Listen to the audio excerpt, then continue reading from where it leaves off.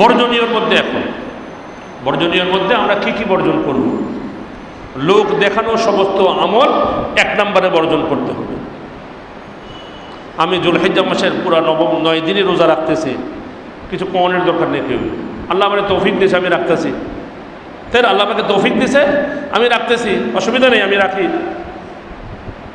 আমি রাখতে পারি, কোনো অসুবিধা নেই। আল্লাহ রাব্বুল আলামিন আমাকে তৌফিক দিয়েছেন, আমি কি শুধু রোজাই রাখতেছি না, আরও কিছু দান খয়রাত করতে পারি।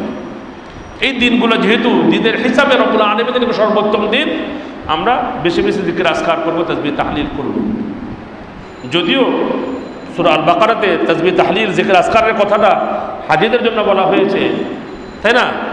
কিন্তু এখানেও বলা হয়েছে ফাযকুরুসমাল্লাহি আলাইহা সাওয়াফা, তোমরা কাতার বেঁধে আল্লাহ রাব্বুল আলামিনের জিকির আজকার করো, বেশি বেশি জিকির আজকার করবো, তাসবিহ তাহলিল করব, ভালো কাজ করব, উত্তম কাজ করব, আর অন্যদেরকে সুন্দরভাবে দাওয়াত দেব। বা এই কাজগুলোর মধ্যে না খুব ভালো আমল রয়েছে, এই কাজগুলোর মধ্যে খুবই ফায়দা রয়েছে। তাই আমাদেরকে কাজ করতে হবে যে কি অন্যায় যত রকমের কার্যকলাপগুলোতে বিরত থাকতে হবে। আমরা এই জুলহিজ্জা মাসে আমাদের বাচ্চাদেরকে শেখাবো, তাদের চুলগুলাও আগের থেকে ছাটিয়ে দিব, আর বলবো যে না এখন চুল ছাটানোর দরকার নেই, ঈদের পরে। কারণ রোজার ঈদের মধ্যে চান্ডাই দিন চুল ছাটাইছি, বা আগের দিন, এই ঈদে হয় 10 দিন আগে, তাহলে ঈদের পরে নেকি পাওয়া যাবে। নেকি তো দরকার, শিখাইতে হবে নেকি কি, যেটার মাধ্যমে আমরা বেঁচতে যাব, জান্নাতে যাব। এটা আমাদেরকে বেশি বেশি অর্জন করতে হবে, বেশি বেশি কামাই করতে হবে। বাচ্চারা তো নরম মাটির মতো, যা এখন শিক্ষা দিব এটাই তাদের অন্তরে বসবে। এখন যদি শিক্ষা দেয় যে না রোজার মাসে চান্ডাইয়ের দিন বা তার আগের দিন চুল ছাটাই, কিন্তু কোরবানির ঈদের সময়, কোরবানির যে মাসটা আসার আগেই আমাদেরকে চুল ছাটায় রেডি করতে হবে, আর কোরবানির পরে আমরা ছাটাবো, কোরবানির পরে আমরা ছাটাবো। আমাদের মধ্যে অনেকে আছেন তারা বিভিন্নভাবে কোরবানি না করার জন্য মানুষদেরকে উৎসাহিত করেন। ওই মিয়া সারা বছর মাংস খাই না, আবার কোরবানি দিয়ে দেবো, গরু তো সারা বছরই খাইতেছি, বিভিন্ন রকমের। ওই মিয়া এবার চিন্তা করছি কোরবানি দেবো না, কী করুন, টাকাটা চলো বন্যায় দিয়ে হয়ে যায়। বন্যায় দিবেন আপনি, দেন, অসুবিধা কি? তাই বলে কি আপনি কোরবানিটাকে নষ্ট করে দিতে হবে? হ্যাঁ, আপনি যেখানে 4টা দিতেন সেখানে 1টা দেন, গরু দিতেন, ছাগল দেন, বাকি টাকাটা পাঠান। তাই বলে কোরবানি না দিয়ে কেন? কোরবানিটা না দিয়ে কেন? আপনি তো কখনো বলেন না, আপনার বাড়িতে যখন বিয়ে শাদী হয়, বাড়িতে বাতি লাগিয়েছেন একেবারে সন্ধ্যা কোটার দিন থেকে, তারপরে সন্ধ্যা কোটার পরের দিন হলুদ, একদিন বিশ্রাম, পরপরের দিন আরেকটা হলুদ, পরপরের দিন বিশ্রাম, এরপরের দিন বিয়া, একদিন বিশ্রাম, তারপরের দিন বৌভাত, 1 সপ্তাহ বা 8 দিন 9 দিন পুরো বাতি জ্বলতেছে। বিল এসে কত? খালি ইলেকট্রিক বিল এসে 4 লাখ টাকা। এই 4 লাখ টাকা দিয়ে আপনার মহল্লার 4টা পরিবার, 4টা মেয়ের বিয়ে হয়ে যেতে পারে। আপনি কখনো কইছেন যে না বাতি লাগাবো না? খালি বিয়ের দিন কটা বাতি লাগালেও হয়, এই টাকাটা আত্মীয় স্বজনের মধ্যে অনেক গরিব আছে, মেয়া বিয়ে দেওয়া পারতেছে না, ওকে দিয়ে দেই। এটা তো কখনো চিন্তা করি না, এটা তো কখনো চিন্তা করি না যে তাদেরকে দেই খরচপাতি। হলুদের দিন 2 মাছের লাগে 2টা রুই মাছ, 4টা রাজহাঁস, 8টা পাতিহাঁস, 20টা মুরগি, 25টা কবুতর, কোয়েল পাখি, আরও কত কি পাঠাই। এত পাঠানোর কি দরকার? রেওয়াজ যখন আছে, খালি কোনো মধ্যে 2 মাস পাঠালে তো হয়ে যায় না। আর নামে একটা নাম আছে না, বংশের একটা নাম আছে না, বংশ গৌরব আপনাকে আমাকে সওয়াব কামানে উদ্বুদ্ধ করে না, বরঞ্চ অনেক সময় গুনার কাজের মধ্যে উদ্বুদ্ধ করে। বংশ গৌরব না করে বরঞ্চ আল্লাহ রাব্বুল আলামিনের জিকির আজকার করতে হবে। যেমনভাবে কাযিকরিকুম আবাআকুম আও আশাদ্দা যিকর, বাপদাদার নাম জিকির করো, সেরকমভাবে কি জিকির আজকার কথা বলা হয়েছে, সেটা আমরা করব। বরঞ্চ যারা কোরবানি করার সামর্থ্য রাখে, এরা যদি কোরবানি না করে, আল্লাহ রাসূল একটা কথা বলেছেন, ফালা ইয়াকরাবান্না মুসাল্লানা, এরা যেন আমাদের মুসল্লায় না আসে, ঈদগাহে না আসে। ঈদগাহে কাদের যাওয়া নিষেধ? কোনো মুসলমানের যাওয়া নিষেধ আছে? কোনো মুসলমানের যাওয়া নিষেধ আছে ঈদগাহে? ঈদগাহে শুধু মুসলমান না, ওই সমস্ত মুসলমানরাও যাবে যাদের নামাজ ওই সময়ের জন্য মাফ। আমাদের মা বোনরা যাদের নামাজ পড়াটা মাফ, তারাও ঈদগাহে যাবে, পিছনে বসে থাকবে, তাসবিহ তাহলিল যিকির আজকার করবে। তাহলে আল্লাহ রাসূল নিষেধ করলেন কাকে?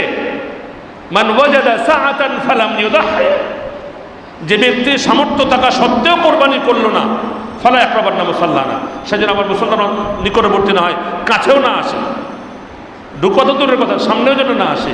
অর্থাৎ বুঝতে হবে কেন বললেন। আল্লাহ রাসূল সাল্লাল্লাহু আলাইহি সাল্লাম এটা আমাদের উপরে কে একেবারে ওয়াজিব করে দেন, সুন্নাত।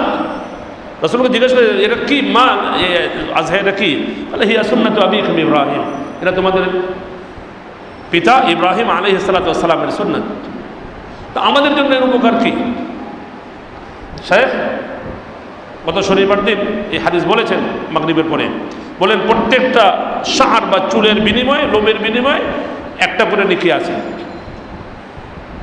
সাহাবারা বলেন ইয়া রাসূলুল্লাহ, উটের চুল হয়, গরুর চুল হয়, ছাগলের চুল হয়, ভেড়া দুম্বার তো লোম হয়, চুলের তুলনায় লোমটা বেশি হয়। লোম যদি হয়, আল্লাহ রাসূল বলেন যে প্রত্যেকটা সুফ মিনাশ শাআরা, প্রত্যেকটা লোম চুলের অন্তর্ভুক্ত, আর প্রত্যেকটা লোমের মধ্যে একটা করে নেকি আছে। সুবহানাল্লাহ। শুধু তাই না, আল্লাহ রাসূল বলেন আল্লাহ রাব্বুল আলামিন এই কোরবানির পশু যেটা তাকওয়ার সাথে কোরবানি করা হয়েছে, এর হাড়, এর চামড়া, এর শিং, এর খুর সব সহ ওজনের পাল্লায় তুলে ওজন করবে, ওজনের পাল্লায় তুলে ওজন করবে এবং ওজন করে আমাদেরকে নেকি দেওয়া হবে। মাশাআল্লাহ, মাশাআল্লাহ।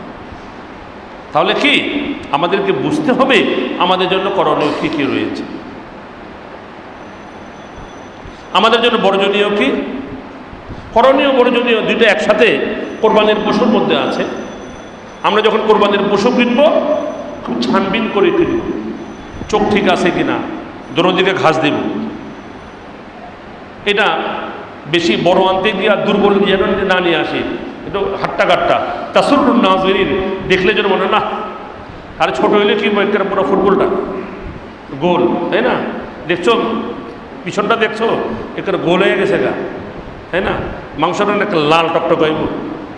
ছোট হোক অসুবিধা নেই, বড় দেখাবার জন্য বই না আনার দরকার নেই। অনেক সময় দেখা যায় দুর্বল হাড্ডি বেড়া রয়েছে উত্তর দক্ষিণে, গরু লয়ে গেছে, এমন না, পাতলা পায়খানা হইতেছে, দুর্বল, রোগাক্রান্ত, শিন ভাঙ্গা, কানা, ল্যাংরা স্পষ্ট, এই সমস্ত পশু কোরবানি হবে না। সুস্থ সবল, মুসিন্না, দাতাল, দাতাল দুধ দাঁত পরে যে দাঁত হয় ওই দাঁত হয়েছে কিনা, যদি এমন হয় যে না আমি যা টাকা আছে পাইতেছেই না, দাঁতালো আর কুলাইতেছে না, তাহলে অন্তত এমন একটা ভেড়া কোরবানি দিতে হবে যেটাকে দেখতে একটু, কারণ ভেড়া তাড়াতাড়ি ফুইলা যায়। যদি মুসিন্না না পাওয়া যায় তাহলে 6 মাসের বা 1 বছরের একটা ভেড়া দিলেও কোরবানি হয়ে যাবে। কোরবানি কখন করব? ঈদের নামাজের পরে। ঈদের নামাজের আগে করলে এটা সাধারণ একটা, সারা বছর যে গরু খাই, খাসি খাই, এরকম পরিবারের খাওয়ার জন্য কোরবানি জবাই করা হবে, কোরবানি হবে না। এই যে নিয়মগুলো আপনাদের সামনে বলা হলো, এই নিয়মগুলো আমরা খেয়াল করব।